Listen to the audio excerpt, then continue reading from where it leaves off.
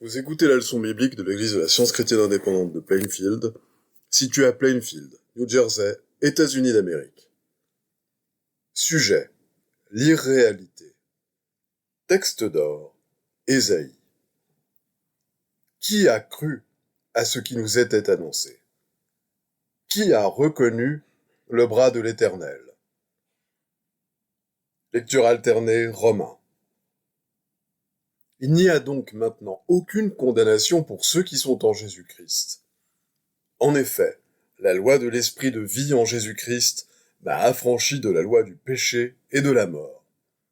Et l'affection de la chair, c'est la mort, tandis que l'affection de l'esprit, c'est la vie et la paix. Car tous ceux qui sont conduits par l'Esprit de Dieu sont fils de Dieu. L'Esprit lui-même rend témoignage à notre esprit que nous sommes enfants de Dieu.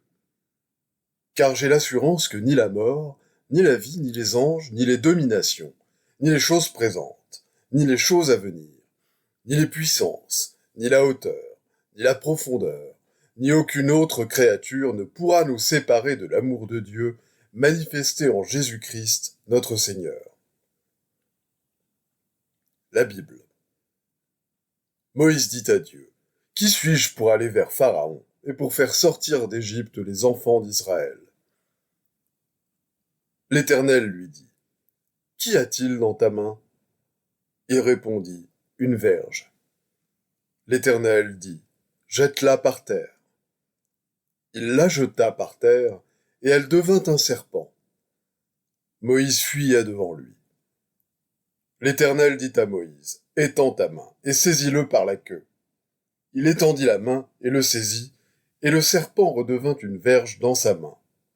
« C'est là, dit l'Éternel, ce que tu feras, afin qu'ils croient que l'Éternel, le Dieu de leur père, t'est apparu, le Dieu d'Abraham, le Dieu d'Isaac et le Dieu de Jacob. » L'Éternel lui dit encore: « Mets ta main dans ton sein. » Il mit sa main dans son sein, puis il la retira, et voici sa main était couverte de lèpre, blanche comme la neige. L'Éternel dit: « Remets ta main dans ton sein. » Il remit sa main dans son sein, puis il la retira de son sein, et voici, elle était redevenue comme sa chair. « S'ils ne te croient pas, dit l'Éternel, et n'écoutent pas la voix du premier signe, ils croiront à la voix du dernier signe. Va donc, je serai avec ta bouche, et je t'enseignerai ce que tu auras à dire. » Et le peuple crut. Ils apprirent que l'Éternel avait visité les enfants d'Israël, qu'il avait vu leurs souffrances, et ils s'inclinèrent et se prosternèrent. « Je suis l'Éternel, ton Dieu, qui t'ai fait sortir du pays d'Égypte, de la maison de servitude. Tu n'auras pas d'autre Dieu devant ma face. » 3 jours après, il y eut des noces à Cana, en Galilée. La mère de Jésus était là. Le vin ayant manqué, la mère de Jésus lui dit: « Ils n'ont plus de vin. » Jésus lui répondit: « Femme, qu'y a-t-il entre moi et toi? Mon heure n'est pas encore venue. » Sa mère dit aux serviteurs: « Faites ce qu'il vous dira. » Jésus leur dit: « Remplissez d'eau ces vases. » Ils les remplirent jusqu'au bord. « Puisez maintenant, leur dit-il, et portez-en à l'ordonnateur du repas. » Et ils en portèrent. Quand l'ordonnateur du repas eut goûté l'eau changée en vin, ne sachant d'où venait ce vin, tandis que les serviteurs qui avaient puisé l'eau le savaient bien, il appela l'époux et lui dit: « Tout homme sert d'abord le bon vin, puis le moins bon après qu'on s'est enivré. Toi, tu as gardé le bon vin jusqu'à présent. » Tel fut, à Cana, en Galilée, le premier des miracles que fit Jésus. Il manifesta sa gloire, et ses disciples crurent en lui. Lorsque Jésus fut descendu de la montagne, une grande foule le suivit. Et voici, un lépreux s'étant approché, se prosterna devant lui et dit: « Seigneur, si tu le veux, tu peux me rendre pur. » Jésus étendit la main, le toucha et dit: « Je le veux, sois pur. » Aussitôt il fut purifié de sa lèpre. Puis Jésus lui dit: « Garde-toi d'en parler à personne, mais va te montrer au sacrificateur et présente l'offrande que Moïse a prescrite, afin que cela leur serve de témoignage. Jésus se rendit ensuite à la maison de Pierre, dont il vit la belle-mère couchée et ayant la fièvre. Il toucha sa main et la fièvre la quitta. Puis, elle se leva et le servit. Le soir, on amena auprès de Jésus plusieurs démoniaques. Il chassa les esprits par sa parole, et il guérit tous les malades. Jésus, voyant une grande foule autour de lui, donna l'ordre de passer à l'autre bord. Et voici, il s'éleva sur la mer une si grande tempête que la barque était couverte par les flots. Et lui, il dormait. Les disciples s'étant approchés le réveillèrent et dirent « Seigneur, sauve-nous, nous périssons !» Il leur dit « Pourquoi avez-vous peur, gens de peu de foi ?» Alors il se leva, menaça les vents et la mer, il y eut un grand calme. Jésus leur répondit « Prenez garde que personne ne vous séduise. Car plusieurs viendront sous mon nom, disant « C'est moi qui suis le Christ ». Ils séduiront beaucoup de gens. Vous entendrez parler de guerre et de bruit de guerre. Gardez-vous d'être troublés, car il faut que ces choses arrivent. Mais ce ne sera pas encore la fin. Une nation s'élèvera contre une nation, et un royaume contre un royaume. Il y aura en divers lieux des famines et des tremblements de terre. Alors aussi plusieurs succomberont, et ils se trahiront, se haïront les uns les autres. Plusieurs faux prophètes s'élèveront, et ils séduiront beaucoup de gens. Et parce que l'iniquité se sera accrue, la charité du plus grand nombre se refroidira. Mais celui qui persévérera jusqu'à la fin sera sauvé. Cette bonne nouvelle du royaume sera prêchée dans le monde entier pour servir de témoignage à toutes les nations, alors viendra la fin.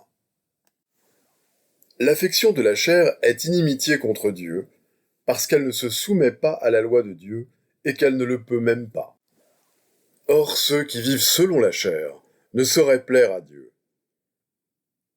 Ne vous conformez pas au siècle présent, mais soyez transformés par le renouvellement de l'intelligence, afin que vous discerniez quelle est la volonté de Dieu, ce qui est bon, agréable et parfait.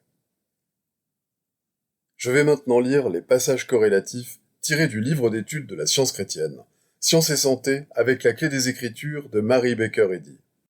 Moïse amena un peuple à adorer Dieu en tant qu'esprit, non en tant que matière, et il mit en lumière les sublimes capacités humaines de l'être conférées par l'entendement immortel. Le législateur hébreu, qui n'avait pas la parole facile, désespérait de faire comprendre au peuple ce qui lui serait révélé. Lorsque, sous l'impulsion de la sagesse, Moïse jeta son bâton à terre et qu'il le vit se transformer en un serpent, il s'enfuit devant lui. Mais la sagesse lui commanda de revenir et de saisir le serpent. Alors sa crainte disparut. Cet incident démontre la réalité de la science. Il fut prouvé que la matière n'est qu'une croyance.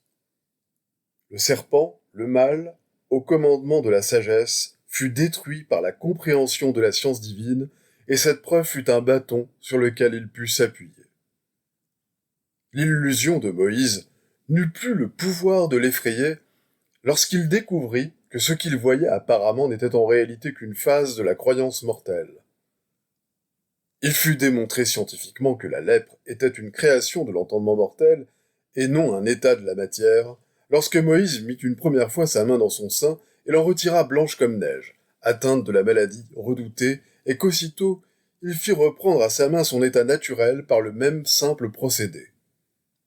Dieu avait atténué la crainte de Moïse par cette preuve en science divine, et la voix intérieure devint pour lui la voix de Dieu, qui dit « S'ils ne te croient pas, et n'écoutent pas la voix du premier signe, ils croiront à la voix du dernier signe. » Et il en fut ainsi dans les siècles qui suivirent, quand la science de l'être fut démontrée par Jésus qui fit voir à ses disciples le pouvoir de l'entendement en changeant l'eau en vin, et leur enseigna à saisir des serpents sans qu'ils leur fassent de mal, à guérir les malades et à chasser les maux comme preuve de la suprématie de l'entendement. Nous sommes parfois induits à croire que les ténèbres sont aussi réelles que la lumière, mais la science affirme que les ténèbres ne sont qu'un sens mortel d'absence de la lumière dont l'approche fait perdre aux ténèbres l'apparence de la réalité.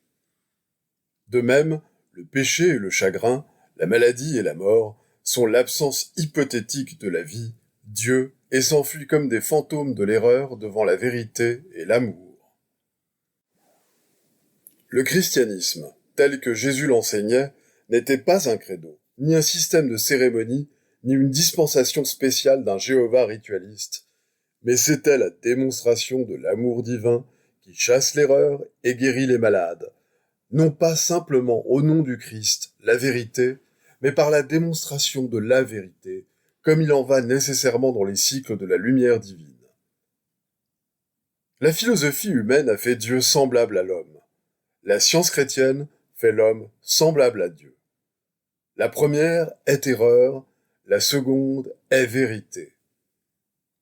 Enveloppé dans la brume de l'erreur de croire que la matière peut être intelligente pour faire le bien ou le mal, nous ne pouvons avoir de clairs aperçus de Dieu que lorsque la brume se disperse ou qu'elle devient si légère que nous apercevons l'image divine dans quelques paroles ou actions qui indiquent l'idée vraie, la suprématie et la réalité du bien, le néant et l'irréalité du mal.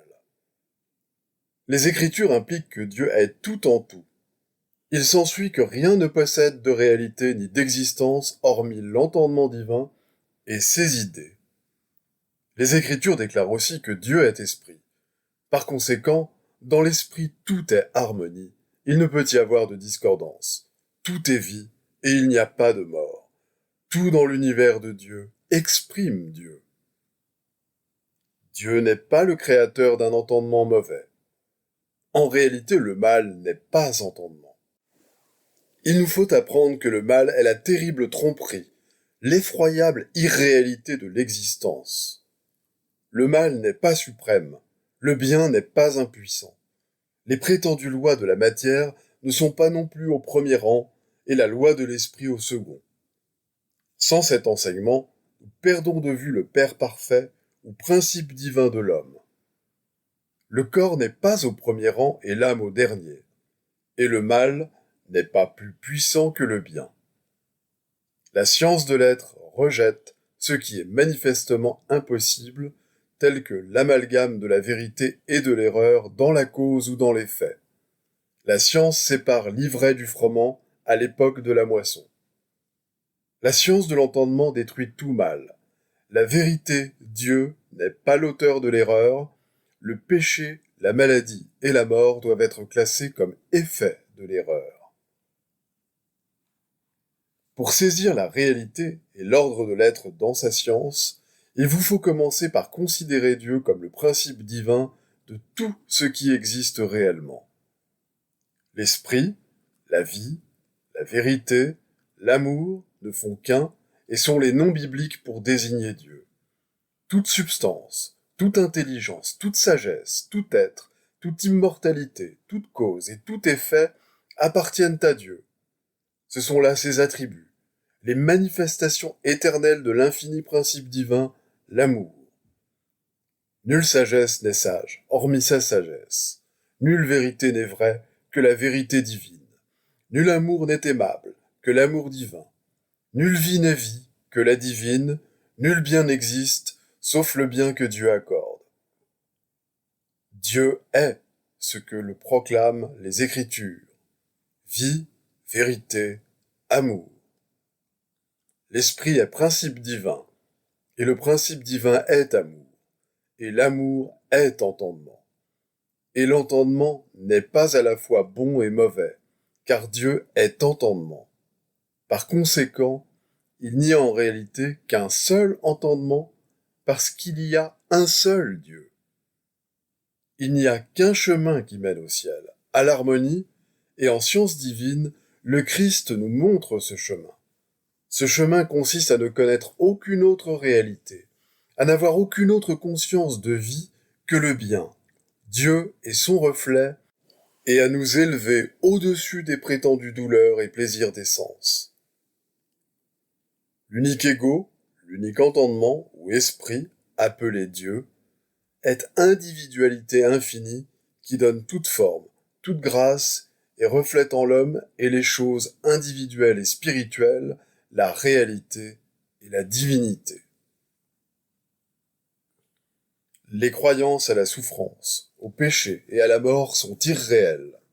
Lorsque la science divine sera universellement comprise, ces croyances n'auront aucun pouvoir sur l'homme, car l'homme est immortel et vit de par l'autorité divine. La réalité spirituelle est le fait scientifique en toute chose. Les devoirs quotidiens de Mary Baker Eddy. Prière quotidienne. Il sera du devoir de tout membre de cette Église de prier chaque jour. Que ton règne vienne, que le règne de la vérité, de la vie et de l'amour divin soit établi en moi et élimine de moi tout péché, et puisse ta parole enrichir les affections de toute l'humanité et la gouverner. Règle pour les mobiles et les actes. Ni l'animosité, ni un attachement purement personnel ne doivent déterminer les mobiles ou les actes des membres de l'Église mère. Dans la science, l'amour divin seul gouverne l'homme, et un scientiste chrétien reflète les douces aménités de l'amour en réprouvant le péché et en manifestant un véritable esprit de fraternité, de charité et de pardon.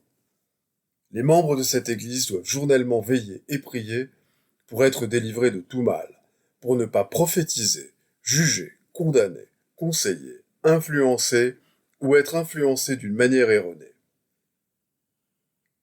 Vigilance face au devoir. Il sera du devoir de chaque membre de cette Église de se défendre journellement contre la suggestion mentale agressive et de ne pas se laisser entraîner à oublier ou à négliger son devoir envers Dieu, envers son leader et envers l'humanité. Par ses œuvres, il sera jugé et justifié ou condamné.